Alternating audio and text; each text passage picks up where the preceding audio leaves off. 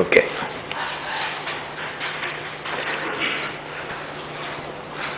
మొన్న శాసనసభలో కరోనా నేపథ్యంలో ఎన్నికలు స్థానిక సంస్థ ఎన్నికలు నిర్వహించడం సమంజసం కాదు.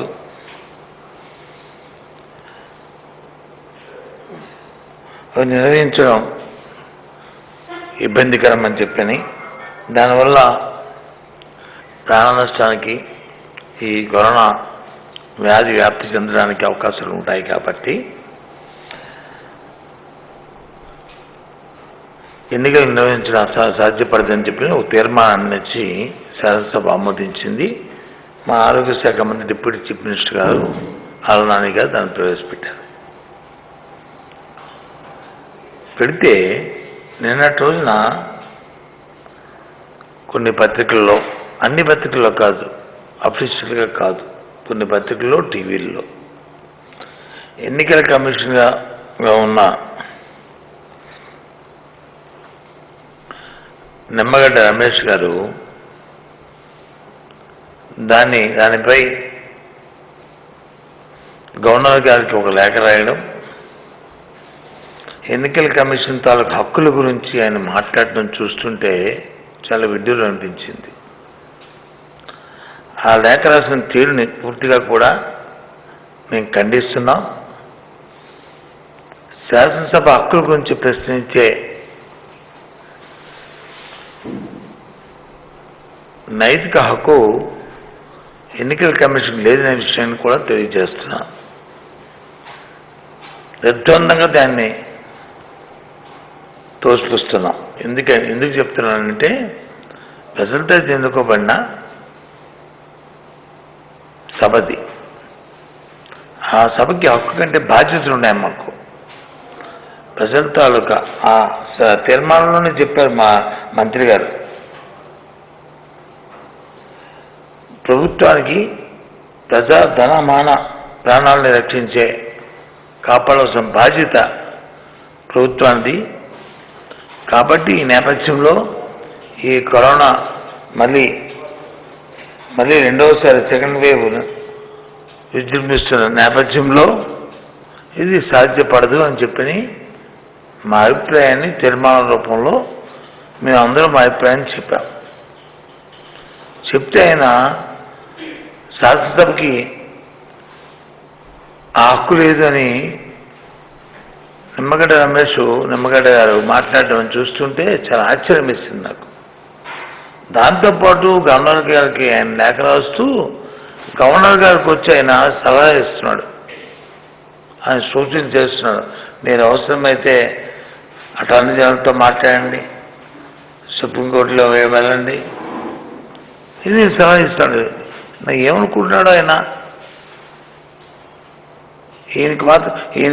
ఈయన ఏం చెప్తాడంటే, చంద్రబాబు నాయుడు గారు రాత్రి ఏం చెప్తే రమేష్ ఉదయం అది చెప్తారు, లేదు రమేష్ గారు సాయంత్రం ఏది చెప్తే చంద్రబాబు నాయుడు గారు ఉదయం అది చెప్తారు. వీళ్ళు మళ్ళీ చూశాను నిన్న గవర్నర్ గారికి లేఖ విధంగా ఇది రాసి ఉంటే ఆ లేఖ మరి అఫీషియల్గా రిలీజ్ చేయాలి కదా, లేదు అన్ని పత్రికల్లోనూ అన్ని టీవీల్లో రావాలి కదా. ఎందుకు ఈనాడు పత్రికలోనూ, ఎందుకు ఆంధ్రజ్యోతిలోనే, ఆ 2 ఛానల్స్లోనే, TV5లో ఎందుకు రావాలి? కారణం ఏంటి? అధికారపూర్వకంగా నీ హక్కుని నువ్వు ప్రదర్శించుకున్నప్పుడు ఎందుకు ఆ లీక్ ఇవ్వవలసిన అవసరం వచ్చింది? అది నేను అడుగుతున్న ప్రశ్న. అందులో శాసనసభ మా రాజ్యాంగ పరిధిలో, చట్ట పరిధిలో మా బాధ్యతను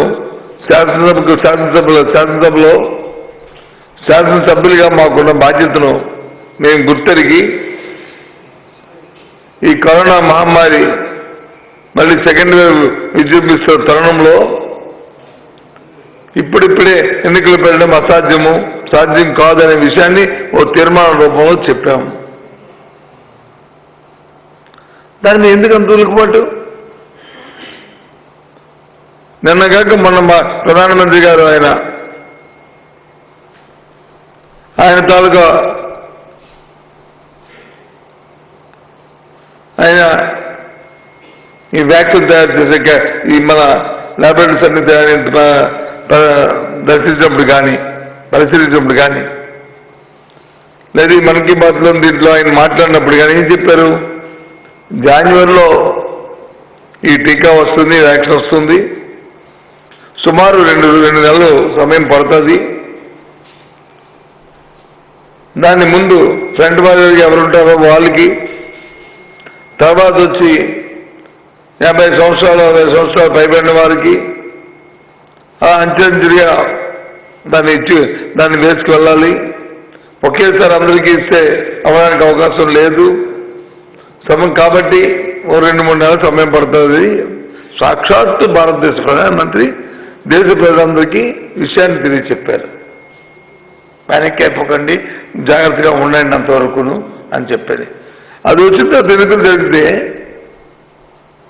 ఇబ్బంది అని పరిస్థితి ఉండదు.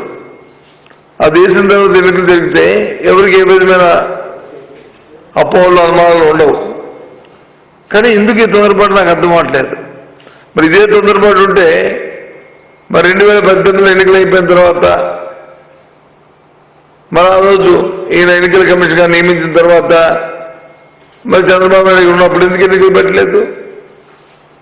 చంద్రబాబు ఉద్యోగం మానేశారా మీరు? ఇప్పుడే మీకు తెలిసింది హక్కు, ఇప్పుడే తెలిసింది మీ తాలూకా బాధ్యత. చాలా విడ్డూరంగా ఉంది అందరూ చూస్తుంటే. ఇది ధర్మం కాదు. ఇది రమేష్ గారు శాసనసభని బాధ్యతల్ని, శాసనసభ హక్కుల్ని మీకు ప్రశ్నించే అవకాశం లేదు. మీకున్న హక్కులు, మీకున్న బాధ్యతలు ఉంటే వెళ్ళారు కదా కోర్టులకి, న్యాయస్థానం చెప్తే తీర్పులు. మేము కాదంలో న్యాయస్థానం చెప్పిన తీర్పులు చెప్పిన తర్వాత ప్రభుత్వ అవకాశాలు బట్టి రాజ్యాంగబద్ధంగా ప్రభుత్వాలు నడుస్తాయి. కానీ శాసనసభను మీరెవరు క్వశ్చన్ చేయడానికి మీకున్న హక్కు ఏంటి?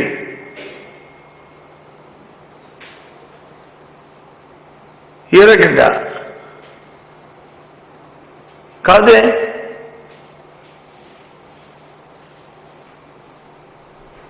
ఇంకా మీ తాలూకా ఇవి చర్యల్ని మీరు మానుకోవట్లేదు. మీరు జరిగిన పూర్వపరాలని మనం చూసాం. గత 6 నెలలుగా రాష్ట్రంలో మరి ఏ రకంగా ఎన్నికల కమిషన్గా నియమించబడిన మీరు ఏ రకంగా ఎన్నికల వాయిదాని మరి అర్ధాంతంగా మీరు వాయిదా వేశారో అవసరం లేకపోయినప్పటికీ కూడా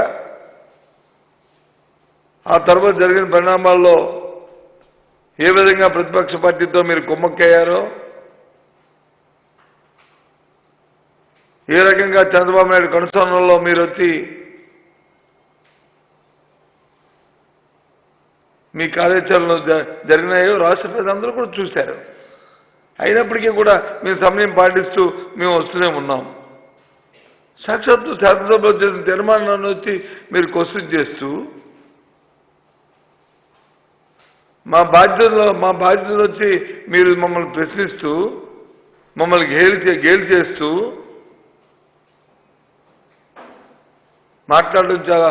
అందుకే నేను ముందుకొచ్చి ఇవాళ మాట్లాడుతున్నాం. మాకు తెలుసు మా బాధ్యతని. శాసనసభ్యులుగా, ప్రజాప్రతినిధిగా మా నియోజకవర్గంలో మా ప్రజలు మమ్మల్ని ఎన్నుకొని వాళ్ళ ధనమాన ప్రాణాలని, వాళ్ళ అభివృద్ధిని కాంక్షించమని మమ్మల్ని పంపించారు. మా అందరితోని రాష్ట్ర ప్రభుత్వం ఏర్పాటైంది. మా నాయకుడు జగన్మోహన్ రెడ్డి గారు. ఈ ప్రభుత్వం వారి తాలూకా రక్షణ కోసం, వారి తాలూకా ఆరోగ్యం కోసం, వాళ్ళ అభివృద్ధి కోసం మేము చేస్తున్న కార్యక్రమాలని, చట్టబద్ధంగా రాజ్యాంగబద్ధంగా చేస్తున్న కార్యక్రమాలకి ఎవరితోనో మీరు లాలూచి ప్రతిపక్ష పార్టీ తెలుగుదేశం పార్టీతో మీరు ఆ రోజు ఆయనతో అక్కడ నియమించబడ్డారు కాబట్టి వారికి గురుదక్షిణగా ఈ కార్యక్రమాలు చేస్తానని చెప్పడం భావ్యం కాదు.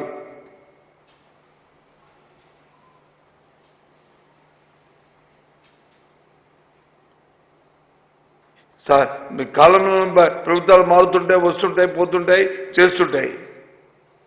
నియామకాలు జరుగుతుంటాయి, వస్తుంటాయి, చేస్తుంటాయి. కానీ ఒక బాధ్యత గల ఒక స్థానంలో ఉన్నప్పుడు కాలమాన పరిస్థితులు బట్టి చట్టానికి లోబడి, రాజ్యాంగం లోబడి ప్రజా సంక్షేమాన్ని ప్రథమంగా దృష్టిలో పెట్టుకొని ఏదైనా కార్యక్రమం చేయాలి. ఇవాళ రాష్ట్రంలో చాలా సున్నితమైన అంశాలు ఇవాళ ఉన్నాయి. సున్నితమైన సమయం ఇది. రాష్ట్రంలో కాదు, దేశం, ప్రపంచమంతా కూడా ఈ కరోనా మహమ్మారితో కొట్టుమిట్టాడుతున్న నేపథ్యం. అవకాశాలు లేనప్పుడు అవకాశాలు లేవు. తప్పని పరిస్థితున్నప్పుడు తప్పదు. రాజ్యాంగం వెసులుబాటు మన బీహార్లో ఎన్నికలు జరిగాయి, అది అవసరం. ఇప్పుడు ఇది అవసరం కాదే. అవసరమైనప్పుడు మేము ఎన్నికలు పెట్టమని మేము మా 14 ఫైనాన్స్ కేంద్ర ప్రభుత్వం నిధులు మాకు అంతకుండా పోతాయని చెప్పని ఆ రోజు పదే అడిగి ఆ రోజు ఎన్నికలు పెట్టిన నేపథ్యం ఈ ప్రభుత్వం వచ్చిన వెంటనే. అప్పుడు కరోనా ఇంకా వ్యాప్తి చెందుకుంటా ఇంకా ఒక వందల్లో కేసులు ఉన్నప్పుడే టక్కమని మీరు వచ్చి అర్ధాంతంగా ఎన్నికలు వచ్చి పోస్ట్పోన్ చేశారు.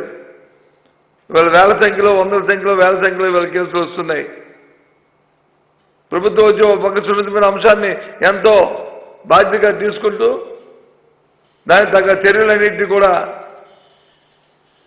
ఎప్పటికప్పుడు ముఖ్యమంత్రి గారు పర్యవేక్షిస్తూ దీని నుంచి ప్రాణ నష్టం జరగకుండా ఒక పక్క ప్రజల తాలూకా ఆరోగ్యాన్ని కాపాడుకుంటూ ప్రభుత్వ యంత్రాంగం అంతా కూడా అందులో నిమగ్నమే ఉంటే ఎందుకు మీకు ఈ తొందర? ఎందుకు మీకు ఈ ఆదర? పైపెచ్చు శాసనసభ తీర్మానం చేస్తే మా బాధ్యత గురించి మీరు వచ్చి ప్రశ్నిస్తున్నారు. మా హక్కులను వచ్చి మీరు బెదిరిస్తున్నారు. దీన్ని తీవ్రంగా ఖండిస్తున్నాం. దీన్ని తీవ్రంగా కూడా దీన్ని విభేదిస్తున్నాం. దయచేసి ఇది మంచి సాంప్రదాయం కాదు. ఇప్పటికైనా రమేష్ గారు ప్రతిపక్షాలతో పడిన ప్రతిపక్షంలో మీకు వాళ్ళ మీద ప్రేమ ఉండొచ్చు, చంద్రబాబు నాయుడు మీద మీకు స్నేహం ఉండొచ్చు, మీకు ఆయనకి చుట్టకం ఉండొచ్చు. కానీ ప్రజల తాలూకా ప్రాణాలతోని, ప్రజల ఆరోగ్యంతో మాత్రం తెలంగాణ మాడద్దు దయచేసి కోరుతున్నాను.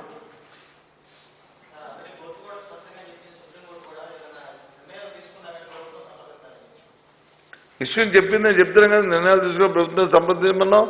ప్రభుత్వంతో సాక్షాత్తు మా ముఖ్య కార్యదర్శి, చీఫ్ సెక్రటరీ చెప్పారు, మా డీజీపీ గారు చెప్పారు. చెప్తే సిఎస్కి సంబంధం, డీజీపీకి ఏం సంబంధం అని అంటాడు ఆయన.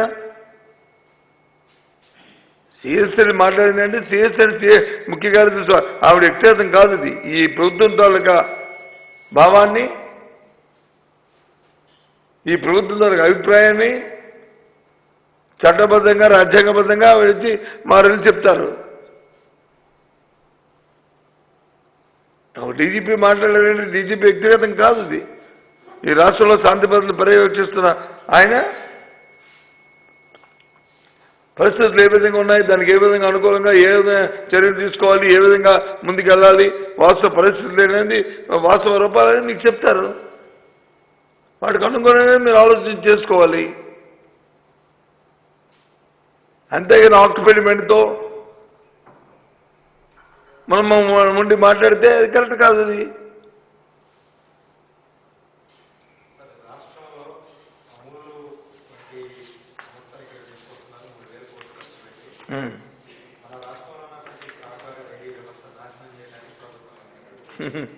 ఎవరు ఎవరన్నారండి?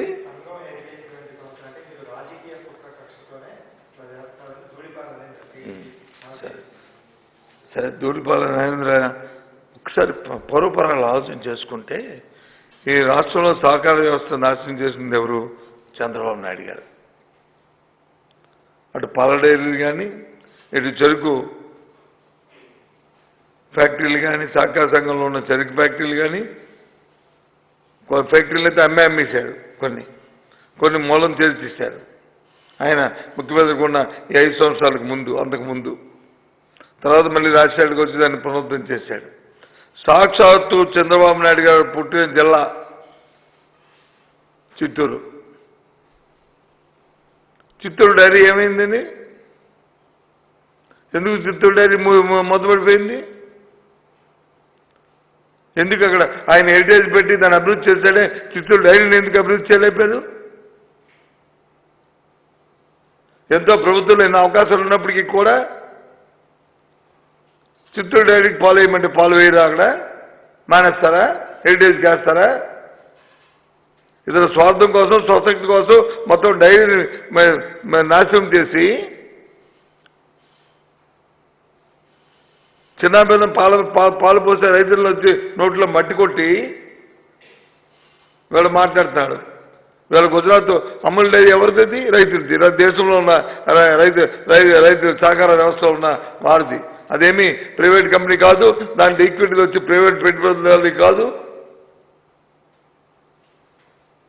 దాంట్లో వచ్చిన లాభాలు వచ్చి హెరిటేజ్ లాగా వచ్చి చంద్రబాబు కుటుంబ సభ్యులకు వెళ్తున్నట్టుగా అక్కడ ఎవరి కుటుంబ సభ్యులకు వెళ్ళదు, రైతుల కుటుంబంలోకి వెళ్తాయి. ఇది ఈ భారతదేశం అంతర్భాగం. పారవని ఎవరైనా వారు వచ్చి ఇక్కడ ఎక్కువ డబ్బు ఇచ్చి పాల్గొంటున్నప్పుడు తప్పేముంది? గ్లోబలైజేషన్లో ఇవాళ ఏ వ్యవస్థ అయినా, సంస్థ అయినా, ఏదైనా వారు పండించిన పంట కానీ, లేకపోతే ఉత్పత్తి చేసిన ఉత్పత్తులు కానీ, ఏ ఊరిలో ఎక్కువ ధర వస్తుందో, ఏ రాష్ట్రంలో ఎక్కువ ధర వస్తుందో, ఏ దేశంలో ఎక్కువ ధర వస్తుందో అక్కడ అమ్ముకుంటున్నాయి. దేశ విదేశాల్లో ఉన్నవన్నీ మన దేశంలోకి వచ్చి ఎందుకు వచ్చి ఇక్కడ వ్యాపారాలు చేస్తున్నాయి? అక్కడికంటే ఇక్కడ సరసమైన ధరలు వస్తాయి, లాభాలు వస్తాయి చేస్తున్నాయి. అలాగే అమూల్ కూడా అంతే, మనలో భాగం. దాని నుంచి మన రైతులు నష్టపోతే మన ఊరికమే రైతుకి ఎక్కువ ధర వస్తున్నప్పుడు, రైతులకు మేలు జరుగుతున్నప్పుడు, హెరిటేజ్ కంటే 7 రూపాయలు, 9 రూపాయలు, 10 రూపాయలు లీటర్కి పాల ధర ఎక్కువ వస్తున్నప్పుడు ఎందుకు చేయకూడదు? అడగండి ఆయన్ని, ఎందుకు తప్పని. ఏం తప్పు చెప్పనండి, చెప్పండి ఏం తప్పు. ఇందాక ఇక్కడ చూశాను టీవీలో, ఏదో ప్రభుత్వం మాకే సహకారం చేస్తే మేమే చేస్తాం. మరి అప్పుడు చంద్రబాబు నాయుడు అధికారం ఉన్నప్పుడు మరి ఆయనే కదా ప్రభుత్వం. మరి ఎందుకు ఆయన సహకారం తీసుకొని చిత్తూరు డైరీని ఎందుకు ఆయన అభివృద్ధి చేయలేపాడు? ఎందుకు చిత్తూరు డైరీని మూసేసి హెరిటేజ్ సంస్థను తీసుకొచ్చారు? కారణం ఏంటి? ఏది అయినప్పటికీ కూడా ఈ ప్రభుత్వం జగన్మోహన్ రెడ్డి గారి ఆధ్వర్యంలో రైతుకి ఏదైతే మేలవుద్దో, ఆ రైతు కుటుంబంలో ఉన్న అక్కా చెల్లికి ఏదైతే వారి కాళ్ళ మీద నిలబడేట్లు ఒక 10 రూపాయల లాభం వచ్చిన అవకాశం ఏది ఉంటుందో ఆ ప్రతి కార్యక్రమాన్ని కూడా ప్రభుత్వం చేయొద్దిచ్చి వాళ్ళ ఆర్థిక పరిస్థితులు మెరుగుపడేటట్లు, వాళ్ళ జీవన ప్రమాణాలు మెరుగుపడేటట్లు, అది వ్యవసాయమైనా, పాల ఉత్పత్తి అయినా, ఏదైనా ఆ కుటుంబం గౌరవంగా బతికేటట్లు ప్రభుత్వం చర్యలు తీసుకుంటుంది. ప్రభుత్వం తాలూకా కార్యాచరణ ఆ విధంగా ఉంటుంది. హెరిటేజ్ సంఘం కాదు, రాష్ట్రం మొత్తం మీద వారితో కాంపిటీషన్గా ఏ డైరీ అయినా సరే అమూల్ ఏదైతే చేస్తుందో అదే ప్రకారం అది చేస్తే మాకు అభ్యంతరలే.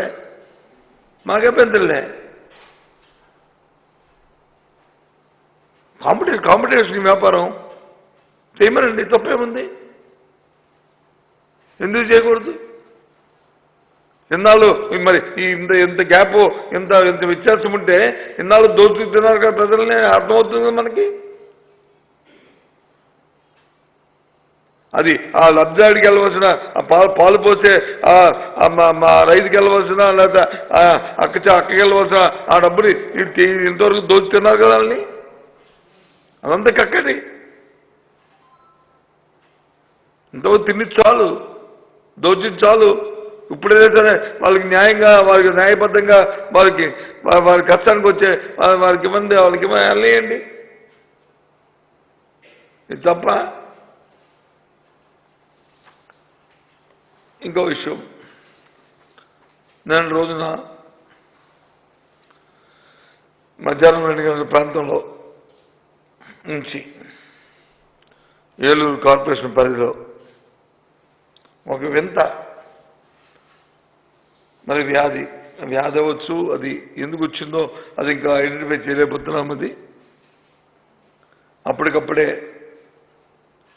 కొంత ఫిక్స్ లాగా వచ్చి కొంత నోరులు వచ్చి పడిపోయి వాళ్ళని హాస్పిటల్కి తీసుకెళ్ళిన తర్వాత మళ్ళీ వాళ్ళకి వైద్యం చేస్తే ఒక 1/2 అవర్ 1 అవర్లో మళ్ళీ రికవర్ అయ్యి మళ్ళీ అయ్యే పరిస్థితి వచ్చింది. దాన్ని వెంటనే ప్రభుత్వం అప్రమత్తమైంది.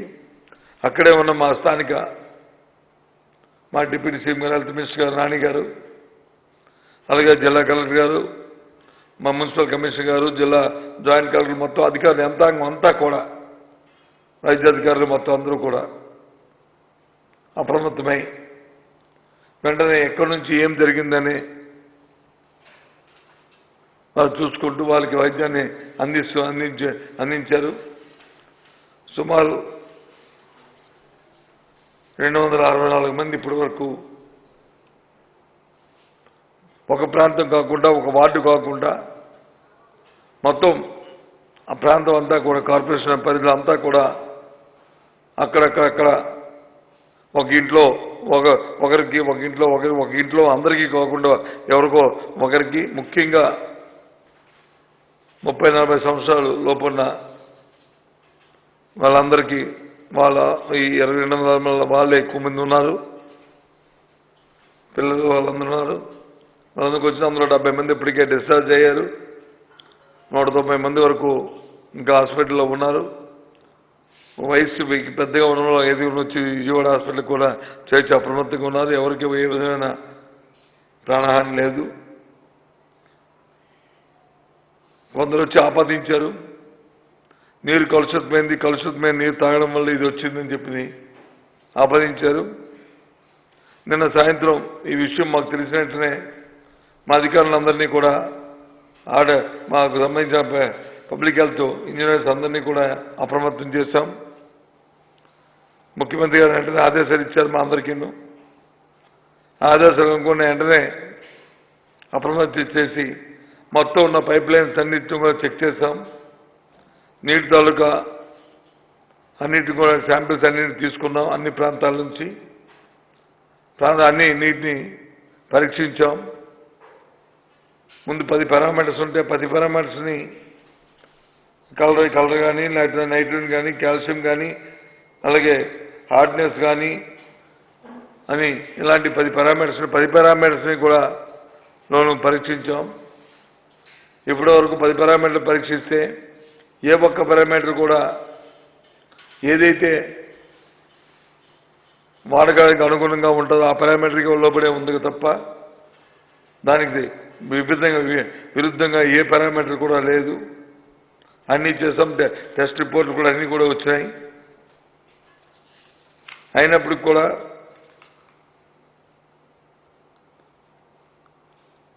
ఇంకా తగు జాగ్రత్తతో చేస్తున్నాం. ఇప్పటికే ప్రతిరోజు 32 మిలియన్ లీటర్లు ప్రతిరోజు కూడా సరఫరా చేస్తున్నాం. ఈరోజు కూడా సరఫరా చేస్తాం. అధికారులు పూర్తి పర్యవేక్షణలోనే ఇవన్నీ కూడా జరుగుతున్నాయి. 50 డివిజన్లోనూ ఆ పర్యవేక్షణలోనే ఈ కార్యక్రమం జరుగుతుంది. దయచేసి అపోహలు ప్రతిపక్షాలు చేస్తున్న విమర్శల్ని, వారు సృష్టించిన అపోహల్ని ప్రజలందరూ ఎవరు నమ్మొద్దని కోరుతున్నాను. ఎందుకు ఈ ప్రతిపక్ష అనే మాటని, ఎందుకు చంద్రబాబు నాయుడు అనే మాటను వాడానంటే వారి విషయాన్ని ఆ బాధ్యత గల మనుషుల విషయాన్ని తెలుసుకోకుండా ముందే కామెంట్ చేశారు నీరు కలుషితం అయిపోయిందని. అలా ఆ మాటలన్నీ కూడా వాస్తవం కాదు. ప్రతి చేస్తున్నాం. అక్కడే ప్రాంతంలో అంతా మా మంత్రి గారు, హెల్త్ మినిస్టర్ గారు పర్యవేక్షణలో మెడికల్ క్యాంపులు అవి ఏర్పాటు చేసి 108 కూడా అక్కడే పెట్టి ఎప్పటికప్పుడు ముఖ్యమంత్రి గారితో ఎప్పటికప్పుడు పర్యవేక్షిస్తుంది ముఖ్యమంత్రి కార్యాలయం. మంత్రి గారు ఇప్పటికే 2-3 సార్లు హాస్పిటల్ని స్వయంగా పర్యవేక్షణ చేస్తూ శిబిరాలకు వెళ్తూ చూస్తూ ఉన్నారు. ఇన్ఛార్జ్ మంత్రి గారు కూడా పర్యవేక్షిస్తున్నారు. పూర్తి అంతా కూడా కంట్రోల్లో ఉంది. కానీ ఇప్పటికీ అసలు అది ఎందుకు వచ్చిందా అనేది ఇంకా నిర్ధారణ అవ్వలేదు. అది కాలుష్యం వల్ల వచ్చిందా, లేకపోతే ఇంకే కారణం వల్ల వచ్చిందా, లేదా సైకలాజికల్ ఇదా అనేది ఇంకా నిర్ధారణ అవ్వలేదు. కాబట్టి పూర్తిగా కూడా ప్రభుత్వం బాధ్యతగా అధికార యంత్రాంగం, ప్రభుత్వంలో ప్రజలందరూ దాన్ని పర్యవేక్షిస్తున్న విషయాన్ని మీ ద్వారా ఏలూరు పట్టణ ప్రజలకు తెలియజేస్తూ అపోహల్ని పుకారుల్ని నమ్మొద్దని కోరుతున్నాం.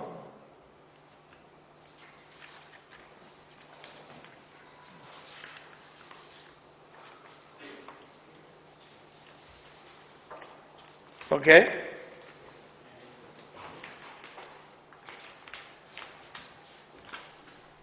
Yeah.